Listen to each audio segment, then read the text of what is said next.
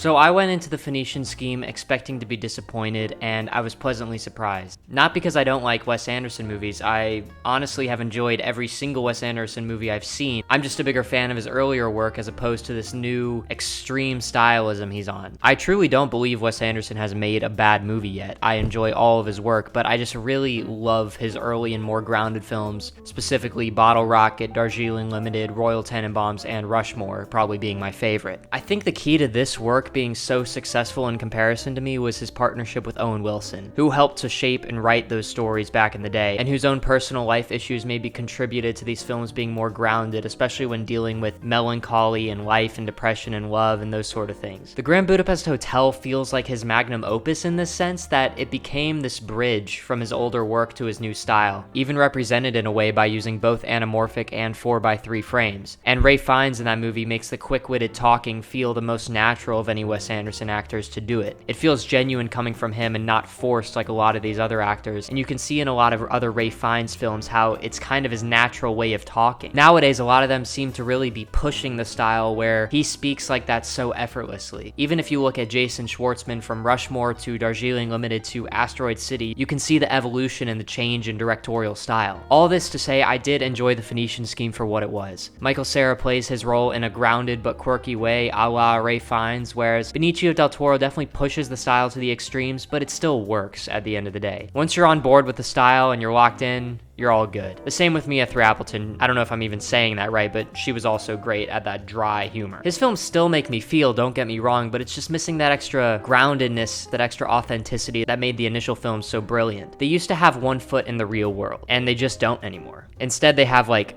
a toe in. I don't like to spoil too much, but to be fair, there isn't really much to spoil. The plot is pretty convoluted and also ultimately meaningless, used as an excuse to see different characters and locations, and it just doesn't have any real stakes, I felt. And it's a movie I enjoyed just for the classic quick dialogue and dysfunctional relationships, not for the plot. Like, one of the main plot points involves Benicio del Toro almost being assassinated over and over again, and thus dealing with death in his head. The perk of his style is a plot point like this only really plays well in a Wes Anderson movie if you're going to play it for humor, especially when it gets so ethereal and dealing with religion and all that stuff. And honestly, come to think of it, this might be Wes Anderson's most meaningless plot ever, but I've stopped entering these movies for the plot. His films are very character focused, and that's actually really refreshing in the sea of plot-driven entertainment. But this one in particular, as opposed to even Asteroid City, feels almost just an excuse to see these other characters, not really to actually mean anything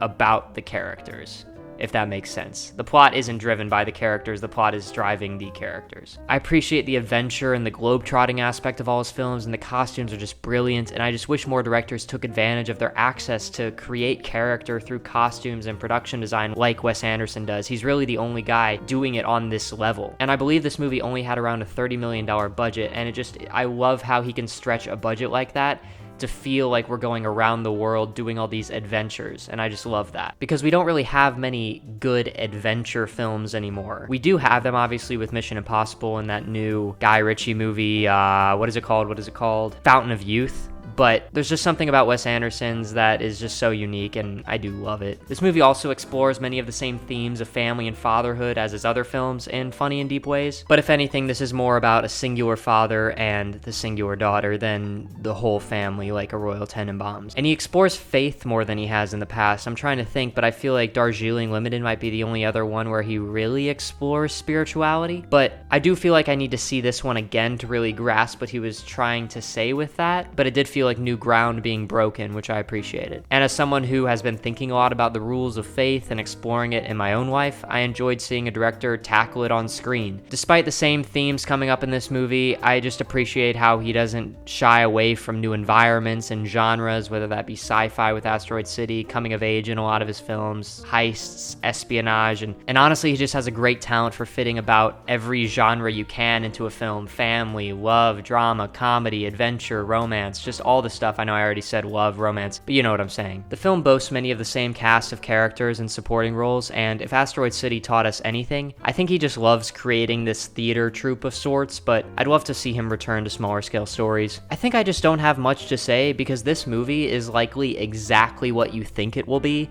looking at frames and from the trailer. And to be honest, I did have a great time with it, finding it funny and heartwarming, but due to his staunch commitment to his storybook style, I left the theater going, oh, that was nice, when I know he's capable of sending me out of the theater on a long walk to think about life. I recommend the movie and I really like it. I just wanted something a little different. But at this point, I've now given up on expecting the old Wes Anderson to come back tragically. He still has the juice. These emotional moments are just fewer and farther between for me. Whether it be the Margot Robbie scene at the end of Asteroid City or a nice dialogue between Benicio and his daughter, he still has these moments.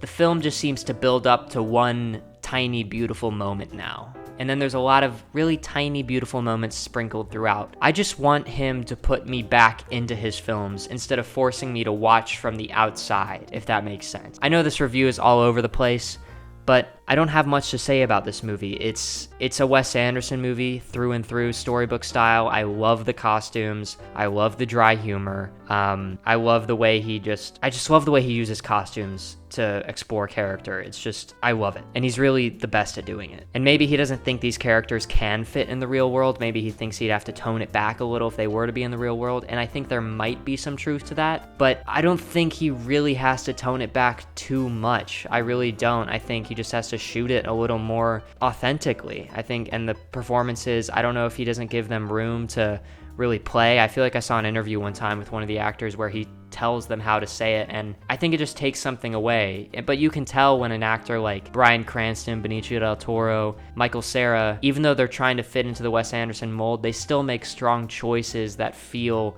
of them, not just for Wes Anderson. Back to, I know this review was all over the place, but I did leave the theater thinking about my faith and love and life in a way that only his films can make me, despite my criticism. It had that subtle melancholy feeling, and I love that. So if you like that subtle melancholic feeling that his films evoke and his exploration of like rich people culture, it will deliver.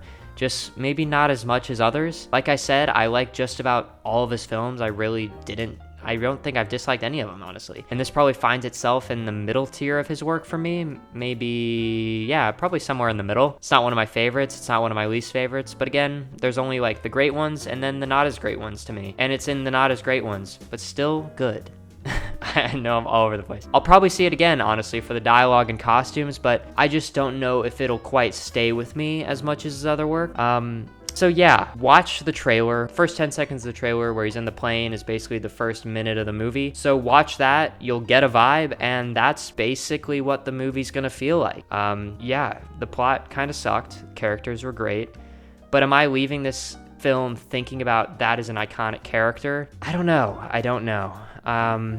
We'll see where it lands in the pantheon of Wes Anderson, but I just hope he can get back to a place of really diving deeper with heart. Even Asteroid City had a moment that I feel like got real. It had a moment of getting real. Not that this film didn't, it just didn't have as big a moment of Asteroid City where we did get real for a second and then we went back into the play. This one kind of stayed in the play the whole time. Yeah, that's all. Thanks for watching. Subscribe if you want to see more. Probably not one of my best reviews, but it is what it is.